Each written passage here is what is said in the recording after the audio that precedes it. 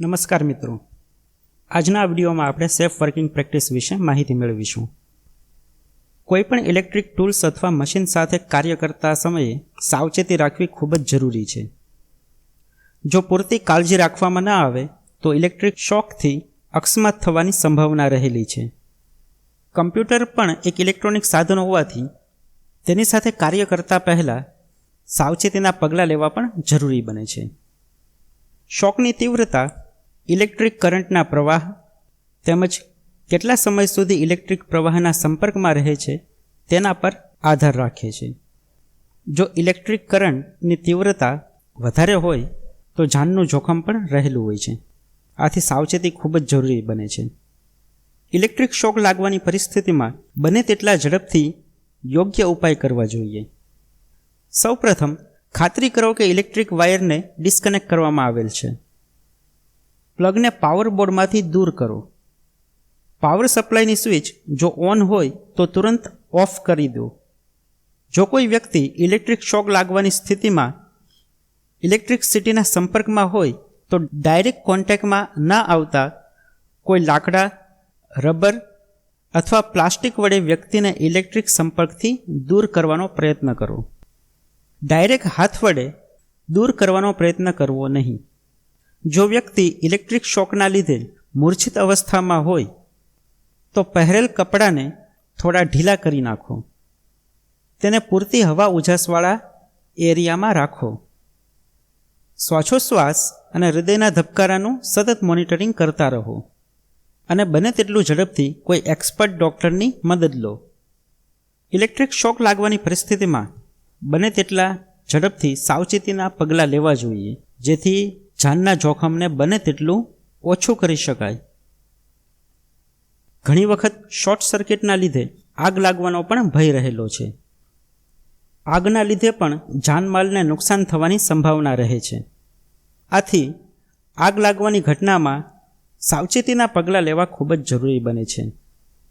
જ્યારે પણ આગ લાગે કે તુરંત જ તેને બુઝાવવાના યોગ્ય પગલાં ભરવા જોઈએ. આગ લાગવાના મુખ્ય 3 પરિબળોને જો કંટ્રોલમાં લેવામાં આવે તો આગ લાગતી અટકાવી શકાય છે.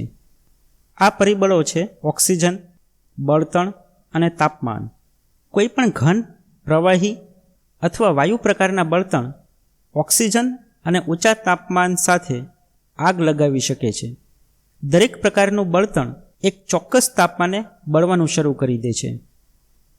તે કેટલા તાપમાને બળશે તે બળતણના પ્રકાર પર આધાર રાખે છે. જેમ કે પેટ્રોલ જેવા અમુક પ્રવાહી બળતણ 15 સેલ્સિયસ જેટલા નોર્મલ તાપમાનમાં પણ બળી શકે છે. ઉપરોક્ત 3 પરિબળોને જો દૂર કરવામાં આવે તો આગને અંકુશમાં લાવી શકાય છે. આ માટે મુખ્ય 3 વિકલ્પો છે. ફ્યુઅલ એટલે કે બળતણની સપ્લાય સ્ટોપ કરો. આગ પર રહેતી અથવા અન્ય પદાર્થ વડે ઓક્સિજનની સપ્લાયને બંધ કરો. અથવા પાણીના ઉપયોગ દ્વારા તાપમાનને નીચું લાવવા પ્રયત્ન કરો. ઉપરોક્ત ઉપાયો દ્વારા આગને કાબૂમાં લાવી શકાય છે.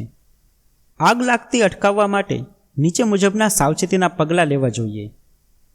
ઇલેક્ટ્રિક વાયરમાં ડેમેજ ન હોય તે જોવું જોઈએ.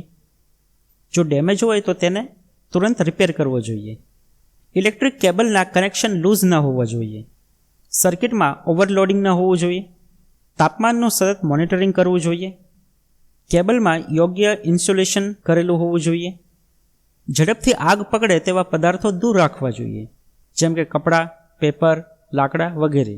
કાર્ય પૂર્ણ થતાં ખાતરી કરી લો કે તમામ ઇલેક્ટ્રિક સાધનો યોગ્ય રીતે બંધ કરેલ છે, તેમજ તમામ ઇલેક્ટ્રિક સ્વિચ ઓફ હોવી જોઈએ.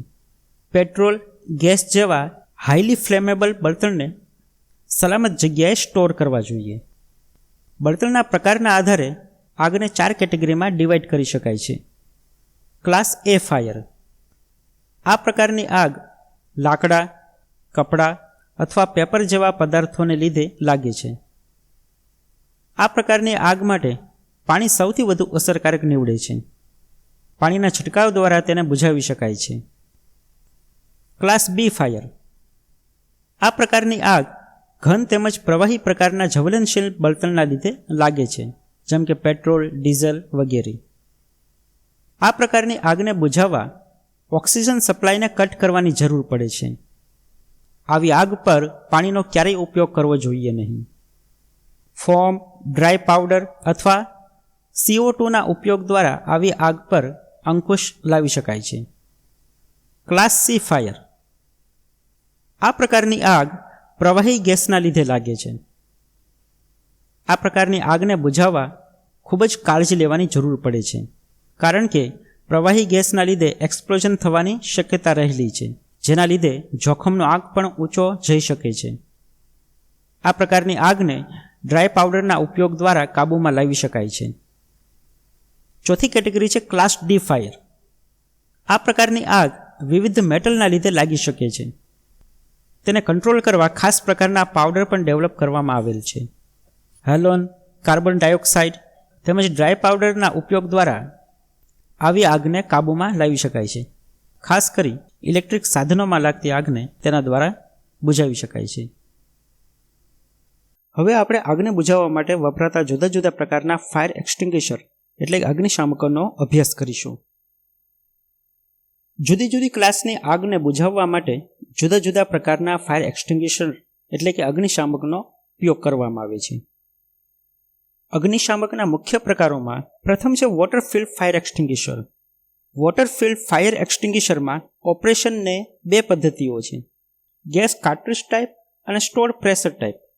આ બંને ટાઈપમાં જરૂરિયાત મુજબ આગને બુઝાવવા સપ્લાયને રોકી શકાય છે.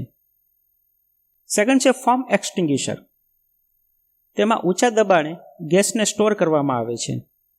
તેનો ઉપયોગ કરતા પહેલા હંમેશા તેના પર આપેલ સૂચનાઓને કાળજીપૂર્વક વાંચવી જોઈએ. સામાન્ય રીતે લિક્વિડ ફાયર માટે આ વધુ અનુકૂળ છે.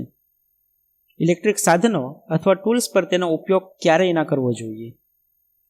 ત્યારબાદ છે ડ્રાય પાવડર એક્સટિંગ્વિશર. આ પ્રકારના ફાયર એક્સટિંગ્વિશર દેખાવ તેમજ કાર્ય પદ્ધતિમાં વોટર ફિલ્ડ એક્સટિંગ્વિશર જેવા જ હોય છે. મુખ્ય તફાવત તેની નોઝલમાં હોય છે. ક્લાસ ડી પ્રકારની આગ માટે તેનો ઉપયોગ થાય છે. ત્યારબાદ છે કાર્બન ડાયોક્સાઇડ ફાયર એક્સટિંગ્વિશર, જેને CO2 ફાયર એક્સટિંગ્વિશર તરીકે પણ ઓળખવામાં આવે છે. આ પ્રકારના ફાયર એક્સટિંગ્વિશરનો ઉપયોગ ક્લાસ બી પ્રકારની આગ માટે કરવામાં આવે છે. ખુલ્લા વાતાવરણમાં તે વધુ અસરકારક નથી હોતા. ત્યારબાદ છે હેલોન એક્સટિંગ્વિશર. તે નાની આગને, ખાસ કરીને લિક્વિડથી લાગેલ આગને રોકવામાં મદદરૂપ છે. તે ઇલેક્ટ્રિક સાધનો પર પણ વાપરી શકાય છે. નેક્સ્ટ વિડીયોમાં આપણે સેફ્ટી સિમ્બોલ્સનો અભ્યાસ કરીશું.